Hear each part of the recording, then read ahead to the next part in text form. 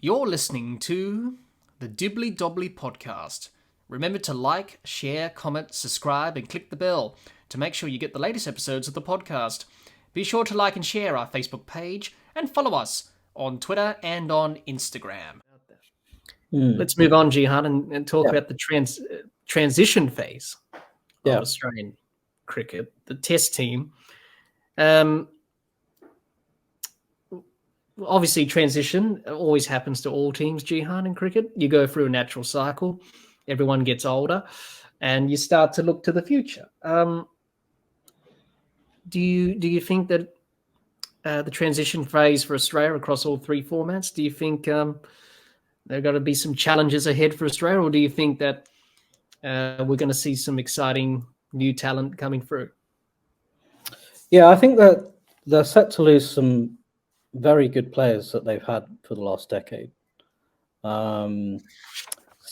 David Warner has said he's going to most likely retire at the end of the year from Test cricket. I don't, Khawaja hasn't said when he feels like retiring, but I don't feel like he's going to last that much longer.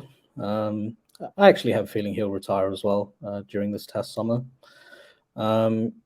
You think of teams, and I suppose it always comes back to you relate it back to Ashes cycles. So looking at that and looking at that team and thinking to yourself, how many of those players are going to go back to England in 4 years' time? Obviously not Warner or Khawaja. I don't think Steve Smith will. No, Travis Head will. Marnus will. Yeah, Mitchell Starc and Hazel probably won't. Pat Cummins is only 30, so he'll go back. Yeah. And you're saying that Nathan Lyon may go back. So he wants to. He wants to go around again, so he could be, maybe. Yeah. So there is going to be a lot of transition within that side, even in the next year or two. Yes, we've already seen that with the T20 side and the one-day side in South Africa recently. In that tour that's happening at the moment, we're seeing that, especially with the T20 side, because it's a new look side. And, many players that have done well in that format, they've all played IPL, or just about nearly all of them have played IPL cricket, except for a few. So we've already started to see that already, which is not a bad thing, just to try them out at this stage. But you have to do it gradually. It's not like, all right, we'll get rid of everyone at once. You have to do it gradually and blood in the new players, which they've done in South Africa, which is a perfect opportunity for them. So it is going to be Australian cricket's been through a lot of transition phases. I remember after the great team, 2005 Ashes, 2006-07, there was a big transition. They tried a lot of players. They tried many players. Doug Bollinger came through. Andrew McDonald, the current coach, debuted in that Test in Sydney against South Africa where Graham Smith broke his hand. Nathan, so they tried him. They tried Xavier Doty. They tried Michael Beer in 2010-11 Ashes. He only played that Test in Sydney. Didn't play much after that, I don't think. So they tried a lot of players in that time, but they had some very difficult results, especially in that Ashes series in 2010-11. They lost 3 of the Test matches by 9 innings, and they won 1 in Perth, and they drew 1 in Brisbane because it was a flat pitch. And England made 500 for 1, which was a difficult Test match for Australia. They've gone through a lot of transition. So I think with this team going forward, the batting has to be led by Travis Smith, Labuschagne, and then Steve Smith towards the end of his career. We need new openers. I think, actually, when you think about it, Khawaja only sort of ended up being an opener by chance.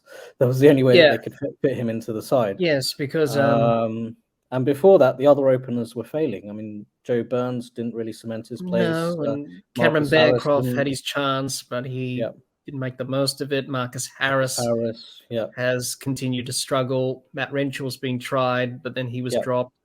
Will Bukowski only played 1 Test and then got concussed. Obviously got injured in that Test, but then concussion has followed him since. So I think Cameron Bancroft needs to be given another chance. He has been one of the highest leading run scorers in the Shield. I actually thought he should have been selected for the Ashes tour over Marcus Harris. But yeah, I'd like to see him in the side once Warner retires. They'll have, I think, the West Indies coming up, which Pakistan, West Indies, and then New Zealand, which will be the overseas tour next year. Yeah, so I think David Warner's indicated that he doesn't want to play on after Pakistan. Yeah. So there's an opportunity for a new opener to come in against the West Indies. Cam Green has kind of lost his spot now, I suppose, because because Mitchell Marsh has played well. I don't think it's the end of the road for Green. It's just a little bump in the road for him. He's very talented, skilled. Yeah. It's just that he's struggling with some aspects of his batting at the moment, mentally. Probably a lack of confidence in himself. He puts a lot of pressure on himself to perform. He's only a young kid, remember that. He's in his early 20s. So a lot of people have talked him up, which can often be a bad thing for a young player of his age. You don't want to put high expectations on them, otherwise they won't deliver. And it will put a lot of pressure on them. So I think we need to remember with Cameron Green is that he's going to be playing for Australia, no doubt about that. He's going to be there for 10 years plus. Australia haven't had a genuine all-rounder ever, not since Keith Miller. That was back in the 1940s and 1950s. Who can bat and bowl and do well in both departments. So he's definitely one that Australia will want to have in their plans going forward. Yeah, and I think Mitch Marsh is a good selection to hold down that number 6 spot until Cameron Green can break back into the side. Yes, that's right. Obviously, because he did well in that Ashes series. So yeah, and he's still got a few more years in him. Yeah, he's still and then who else? The bowlers. I'm not sure how long Stark is going to want to play for. Hazelwood might have another Ashes series in him at home, most probably. I'd like to see them throwing in some young bowlers. So I think Lance Morris has been in around the squads in the last year or so. You got Jard Richardson as well, but Jard Richardson, he's been injured. Who else? You've also got Spencer Johnson, who's making a rise. He's done well. You've got some options there. We've never been short of bowling in Australia. It's just mainly the batting that's a concern at the moment. The bowling's always been good. I think the spin department's already taken care of. You would think Todd Murphy would succeed Nathan Lyon eventually. Yeah. So so it'll be interesting to see what they do. I won't be surprised if they do that in this Test summer against Pakistan and the West Indies. If they throw in a Lance Morris, if he's fit. Same with Jai Richardson, if he's fit. Obviously. See what they can do. Well, I think they need to give their bench strength more opportunities and experience. Obviously, Scott Boland, he's in his late 30s, mid-30s. Michael Ness is a similar age. I think he's a little bit younger than Scott. So, they are the next in line, obviously, from the main 3 of Hazelwood, Stark, and Cummins. Yep. So it'll be interesting to see what they do in this transition phase. But it's good to see players like Tanveer Sangha. You've got Aaron Hardy. He's good. Spencer Johnson's done well. Matt Short coming into the T20 and ODI squad for South Africa, which is happening at the moment. So it's good to see those younger players get an opportunity. So it's good. I think that's good. Transition can often be a good thing. Everyone has to go through it. It'll be the same with other teams like England, India. Their veterans are getting older and getting towards the end of their career, so they'll have to go through a transition phase. It's the same with Australian cricket. But it's very important that you have a good domestic structure and you have good talent coming through. Yeah, well, I was looking at the England side, and all the talk about playing Bazball and the New England team and all of that. And you look at the team, and like 8 or 9 of them were playing in the 2015 Ashes, which was almost 10 years ago. Yes. So they're going to be going through transition as well, particularly the fast bowlers, Broad and Anderson. Well, obviously Broad's now retired, and Ed Anderson will probably follow suit. And you would think that Bairstow, Root, Stokes getting in their 30s, you would think they'll have one more series in them, and then after that probably they will retire. Yeah. Chris Wokes is another one who's in his late 30s. I think he's 34. 34, yeah. So Mark Wood's the same age as well. He's 33. So so everyone has to go through it. But I think many Australian cricket fans would remember the transition phase in the late, sort of after that team with Ponting was in charge and had to go through that. So, you have to go through some pain to get some success, I suppose. And look what happened. It turned out okay in the end. Steve Smith came through that. Stark did. Yeah. Cummins did. David Warner did. So, yeah, Australian cricket's had some bumps in the road, so especially that test match in Hobart against South Africa was a bit of, So, that didn't quite go to plan. So, sometimes it'll go to plan, sometimes it doesn't with this sort of thing. But who would your openers be to replace Warner and Khawaja? That'd be interesting. Well,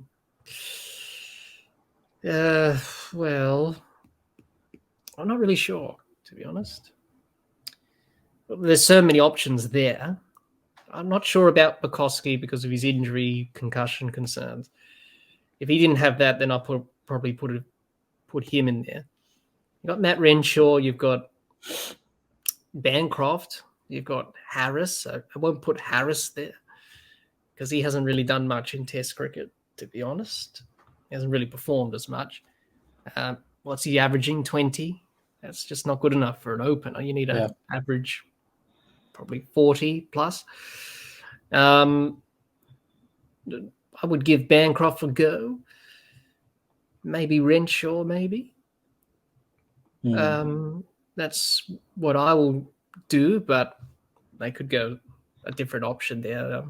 It just depends who's coming through the system. Depends who else is coming through. Because we don't have much openers that are really banging the door down. I know there's one from South Australia, Henry Hunt, who's done well. So he could be in the mix. People have talked about him a lot. But I'm not sure, Jehan. Obviously, it depends if Khawaja is going to keep playing on as he signalled his intentions. So I would say, probably Bancroft, maybe over Harris, I would think. And then after that, either Renshaw, Bukowski, or other options that the selectors have in mind. But, And then also eventually someone's going to have to replace Steve Smith. That might be in the next couple of years, maybe. I'm not sure about good young middle order batsmen that are coming through. No, I'm not sure either. Not many I can think of off the top of my head. But that's the thing.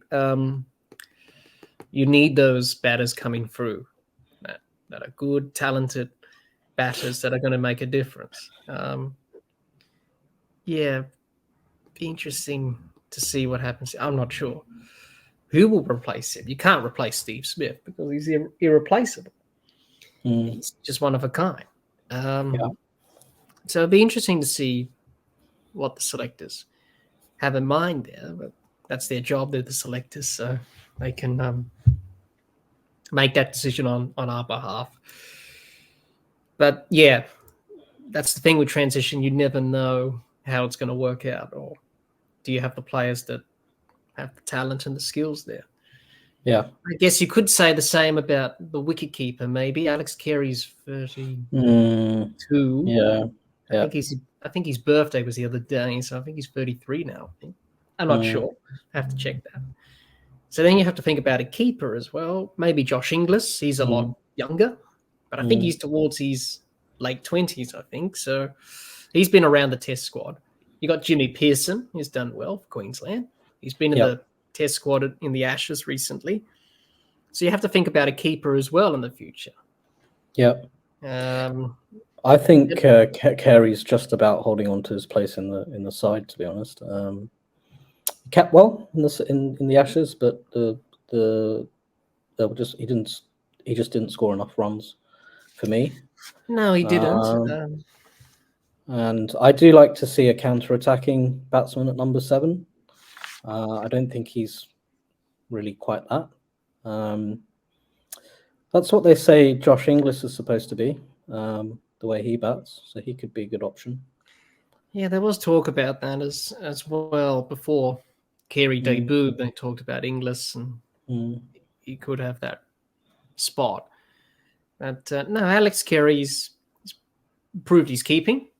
Yeah. I know a lot of people criticised his keeping for a bit, but I thought he did well in India. I thought he kept okay. He, did well in England in terms behind the stumps, and he did well there and kept well. He dropped a few catches, but he's pretty tidy overall. His batting was a little bit poor. He would have liked to contribute a little bit better, but for the time being, he's the main keeper that Australia wants to have in the side. So that will be interesting to see if the selectors make a call on that. But they'll have to eventually down the track. And so you've got to think about a captain as well. You've got to think about a captain for the Test side. You don't think Pat Cummins will do it for a long time. He's probably got a short window as captain, maybe I don't know how long he wants to go on for, but I don't think it's going to be long. So then who's going to be the next captain? You don't think it's going to be Marnus because he's immature. And he will burn up the DRS reviews like that, which you don't want. So maybe Travis Head could be the likely option for me, I think.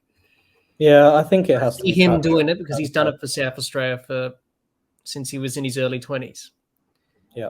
He's been captain of South Australia, so I think he could be the next in line. I think it has to be Travis Head. I always felt that making Pat Cummins captain as a fast bowler was going to be a temporary thing. And I think they should have just bit the bullet and made Steve Smith captain, and then finally put the Cape Town saga to bed. But they didn't decide to do that, and won't go into that. But I think going forward, Travis Head would be a good option. Yes, and obviously for the ODI and T20s, I think Mitchell Marsh will be a good candidate. I think he's done well, and South Africa in the first T20 captain well. He led from the front. He scored 92, not out. I think he'll do a good job. Obviously, Cummins will come back for the World Cup and be captain there, but that's only a temporary thing. And then after the World Cup, it's Marsh, I think, going forward. I think he's a good choice. He's well-spoken in the group. People speak of him highly. Good leadership qualities, good team player. So I think he will be the candidate there. But yes, with the Cummins thing, I think he said himself that I'm not going to be captain for a long time. I'm not going to captain as long as Steve Waugh did or Ricky Ponting did. Yep. So you have a lifespan. So I think he's probably going to captain another year or two maybe, and then probably say, I'll give up the captaincy and transition over to probably Travis Head or another potential successor. But we shall see. And he hasn't been terrible. He hasn't been terrible. It's just that he's been he's been good. He won a series in Pakistan. That's a good achievement. He won an Ashes series at home. He had a bit of a bad series in England in terms of that Test match at Old Trafford, which happens. He's only human after all. He's not invincible by any means. Yeah, he's still a young captain. We've got to remember that he's still young in the job, and with experience comes. The more you captain, the more experience you'll have and knowledge. Yeah. He's done okay. He's not terrible. He's just had some challenging periods in India for personal reasons, as we know, but also in England, the way England were playing, it was very hard for him to stop that. So you have to consider those things there. But eventually, you would have to say that he would have to step down to think about the long-term prospects going forward. Yeah. And Travis Head's in his early 30s now, I think. So he will be potentially the next successor or someone else younger. Yeah. But I don't see anyone else who's got leadership qualities in that test side. Travis Head does because he's captain South Australia. So yeah, so actually I listened, they were talking about this on SEN radio, and I think it was Jared Waitley was saying that one of the things that goes against Travis Head is the fact that South Australia is so low down. Yes, that's right. Yeah, South Australia. In the Shield, but I don't really know why that would come into it. I mean, if he's a good captain, that's different. That's just domestic cricket. That's different to international cricket. I don't think that has any bearing on whether or not he can do the job well enough. I think he can. It's just South Australia haven't had many successes in the Shield because we obviously because the team has been struggling for some time. It's not Travis Head's fault. It's so I don't think that should be a barrier to making him Australian captain. No, I don't think it should. I don't think it comes into it. Yeah, and I'm sort of in the camp that I think it's always a little bit risky making a fast bowler captain. I wasn't particularly pleased with that fair enough. And you saw during the Ashes there was a tendency to overbowl himself and try and take all of that responsibility on himself, which is a difficult thing to do as a fast bowler. It is, especially when you have to think about bowling and then you have to think about field settings. But that's why you got Steve Smith who's doing that. So he's done a decent job, but I think it would be good to transition on to a new captain maybe in the next couple of years or so. Yeah, absolutely. He'll make that call, Pat, and the selectors, and they'll make the best call for Australian cricket, you would think. But yeah, the selectors, it'll be interesting to see what they do in the transition phase. But we have some exciting players coming through, and hopefully they'll do a good job for Australia and win test matches. Just coming back to Travis Head, you may see a scenario where he ends up being captain in all formats because he does play. Could be an option as well. Could be an option as well. But it depends how well Marsh does in the series in South Africa. If Marsh wins both series, then I think he should have the job anyway. That's just how I see it. I think he's a good leader. I think he's leading. He captained WA in the Perth Scorchers, so he's got experience domestically as captain. And I think he captained the under-19 side in the under-19 World Cup in Australia in 2010, I think, or 2012, one of the two. So he's got leadership qualities. Good leader, Yeah. So he's, even the team says he's a good team man, and they speak highly of him. So I think he should have the job. But I do agree with you there that if Travis Head's appointed as test captain, he could be the captain of all three. But we're sort of leaning towards more of a specialist role with teams and captains now because of the three formats. Yeah. And that's going to be sustainable because I don't think one person doing all three is not sustainable anymore, I don't think. Yeah. It used to be back in the old days because T20 wasn't as popular as it was now, as it is now, I should say. But, you've seen that with other teams. You've seen that with New Zealand with Kane Williamson. He stood down from the test captaincy, and Tim Southey's now captain of New Zealand. He's a bowler. But he's sort of towards the end of his career anyway. And you've seen that with India. Rohit Sharma's not captaining T20s anymore. It's Hardik Pandya now, is it? So you're starting to see that from all teams now, that it's just one captain for one specialist format. Yeah. That's just how the way the game is. So, but I think sometimes you can have one captain two formats. I think you could do that because it depends how many ODIs and T20s you play during the year. You can do two. Whereas if you do all three, it's just too much. And that's what I thought with Cummins being appointed as the one-day captain. Well, in that series against England last summer, it was Josh Hazelwood who captained in Sydney. Yeah. Yeah. So Cummins didn't play because he was rested, and they only did that because of Aaron Finch retiring. So they needed someone to be captain. They chose Pat. I would have gone with a different leader just to give him, that experience, like probably Mitchell Marsh. Let's just say this for argument's sake, just to captain in the World Cup. But it's a World Cup. You want someone who's captain already. They didn't want to take a risk on Marsh or anyone else. So they went conservative and they went with Cummins, which is fine. That did seem to be a bit of a confused decision to me. Well, it depends because in a World Cup, is he going to play every game? Well, this is the thing. You play 9 games because it's 10 teams. Is he going to play all 9? No, he's not. It depends on conditions. If you want to play 2 spinners because it's in India, so therefore maybe Smith may captain a few games if Cummins is out. Yeah, that's the thing. So he actually said after that decision was made that he's most likely not going to play every game.